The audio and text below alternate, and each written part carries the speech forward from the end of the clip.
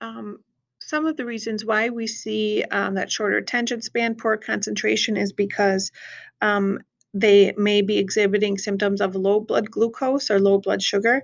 And this happens because kids need to eat about every 4 to 6 hours to maintain normal glucose levels, which is the fuel for their brains. So, in particular, kids who are skipping breakfast are at risk.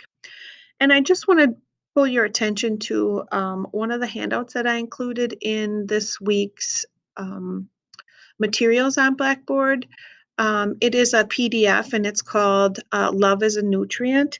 And instead of me reading through this and boring you, I encourage you to read through this. It seriously brings a tear to my eye every time I read it and think about the work of Dr. Widdowson.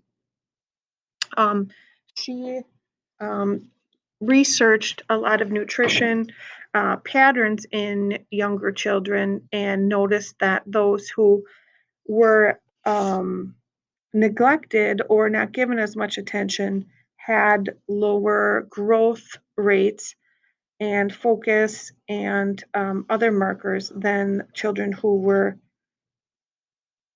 provided with love basically as a nutrient. So take some time to read this. Her work, again, was done in the 1950s and still is very applicable today. So then I'm going to go back to our PowerPoint. And the next portion talks about lead poisoning. And this is a spot that hits rather close to home because if any of you have lived here in the Milwaukee area, you know that in 2017, there was a crisis of lead poisoning in our county. There is a link on Blackboard to the city response of January 2008 to the lead crisis here in Milwaukee. And since then, there's been a focus on replacing the leads to homes that are at high risk for lead and providing filters and education to families who are living in areas where there's a higher lead concentration. Now, why is lead a problem?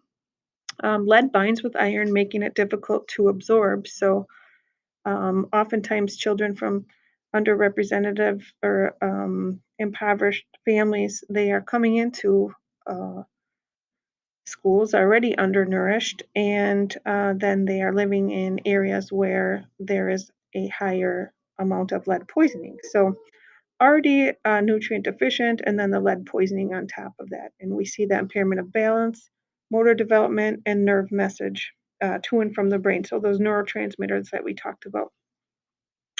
In your text, you'll see on page 314 suggestions for avoiding lead toxicity. Also, might be helpful for you to do a little Google search on your area that you're living in Milwaukee County, if you're in Milwaukee County, to see if your address is affected. Milwaukee County did do a really nice job of providing resources and maps that show those areas of our county that are at the greatest risk for the lead poisoning, just based on the age of the homes and the age of the lead leads that are bringing the water into the homes. So risk factors for someone with for iron deficiency and lead poisoning would be low socioeconomic background, lack of immunizations, and then that term pica, remember we saw that in pregnancy, that's craving for non-food items, and it's often related to that iron deficiency. What we see are smaller brains, buildup of lead in the bones, brain, teeth, and kidneys, and the neuromuscular system can also be affected. If that lead is building up into organs like brain, kidneys, that can lead to organ failure and death.